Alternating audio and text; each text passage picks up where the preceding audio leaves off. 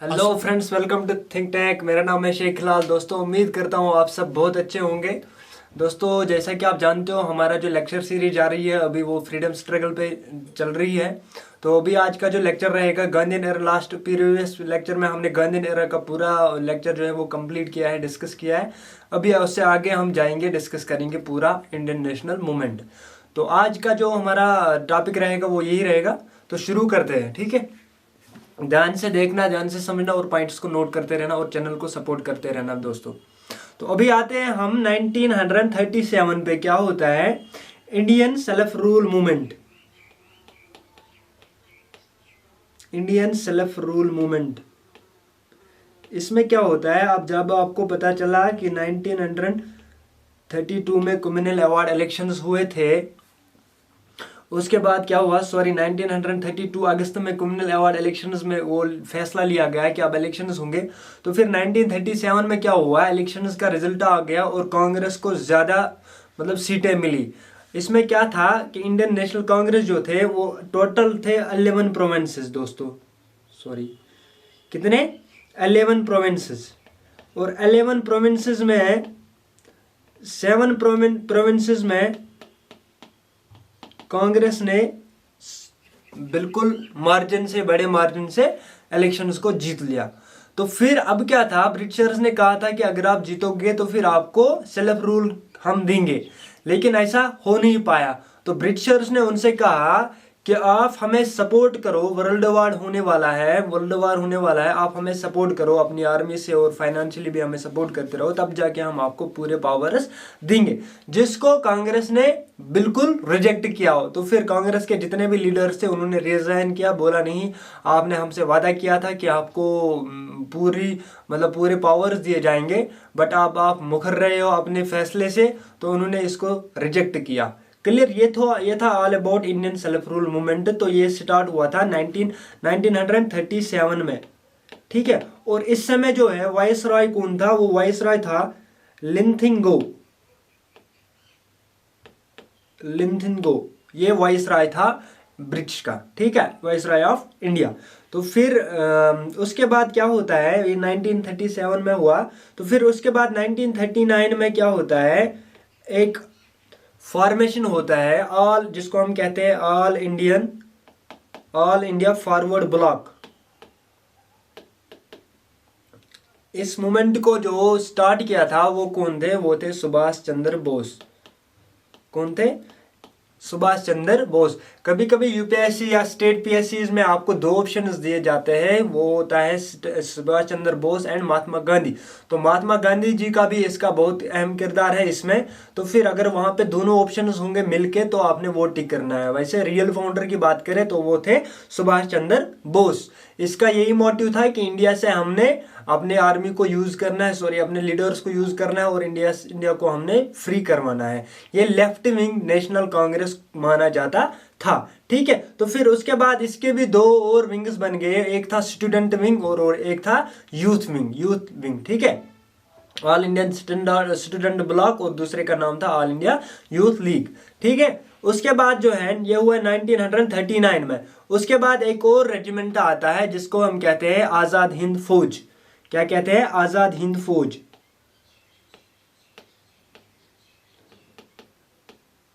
इसका जो अगर रियल फाउंडर की बात करें तो वो थे Rasbihari Bose.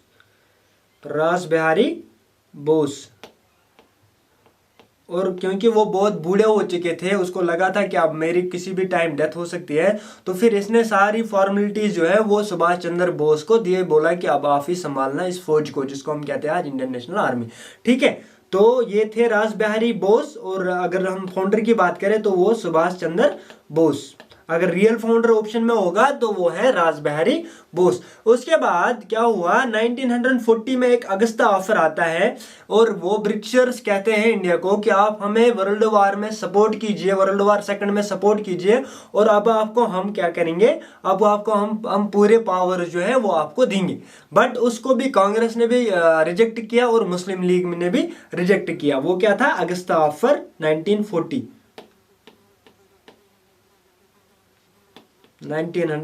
1940 both Congress and Muslim League rejected this offer. तो वो ऑफर भी किसने लाया था, वो वही था लॉर्ड लिथिंगो। ठीक है, उसने कांग्रेस के सामने एक प्रपोजल रखा और कहा कि आप हमें कोऑपरेट कीजिए, फाइनेंशियली कोऑपरेट कर दीजिए हमारे साथ वर्ल्ड वॉर सेकंड में, बट इसको कांग्रेस ने रिजेक्ट किया। उसके बाद क्या होता है, उसके बाद दोस्तों क्वाइट इंडिया मूवमेंट स्टार्ट होती है। क्वाइट इंडिया मूवमेंट ये कब होती है, ये भी अगस्त 1942 में ही स्टार्ट होती है। इसका जो स्टार्ट करने वाला कौन था, वो भी लीडर था, वो महात्मा गांधी। ठीक है, इसका मेन मोटिव यही था कि अब हमने ब्रिटिशर्स के साथ टोटली किसी भी हाल में नहीं रहना है, अब हमने टोटली कंप्लीट इंडिपेंडेंस हासिल करनी है। भारत छोड़ो जो है वो मुहिम चलाई गई। तो इसके फाउंडर थे महात्मा गांधी।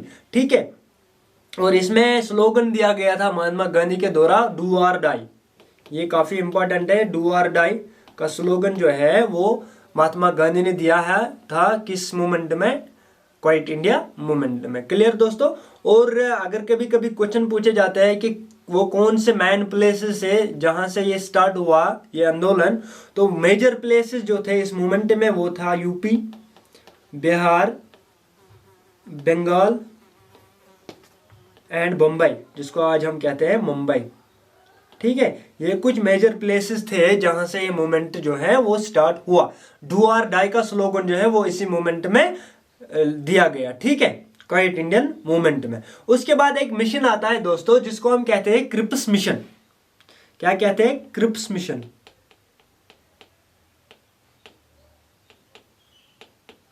क्रिप्स मिशन क्या था, ये किसने लाया था, इसका जो लीडर था वो था सर स्टेफोर्ड क्रिप्स।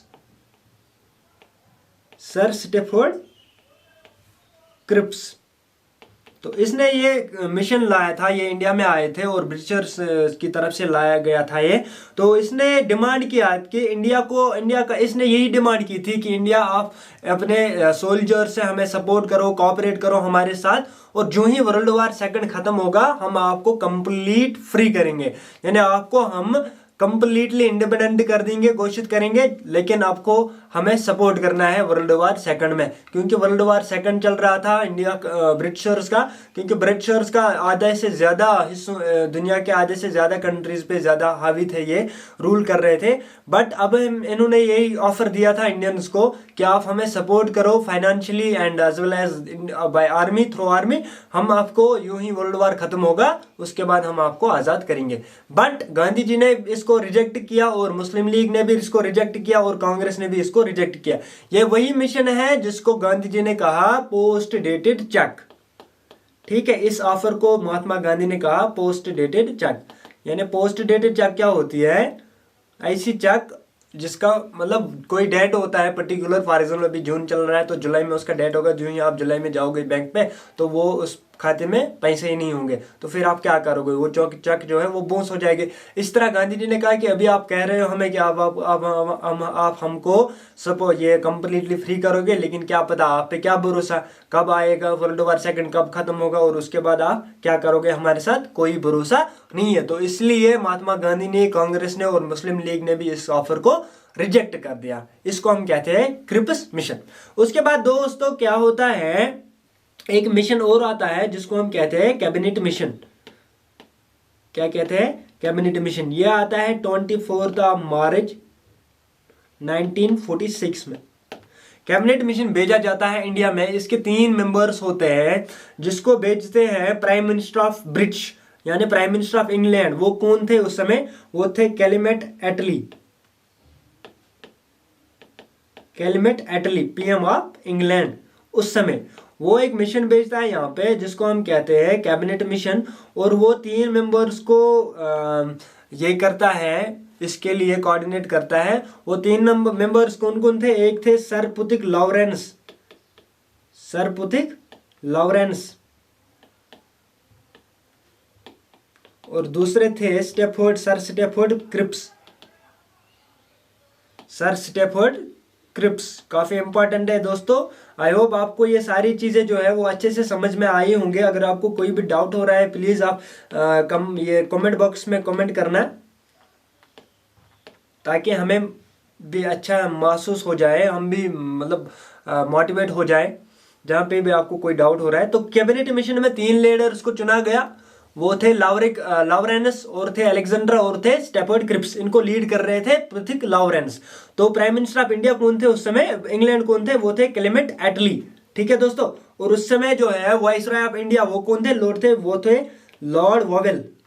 कौन थे, लॉर्ड वोवेल।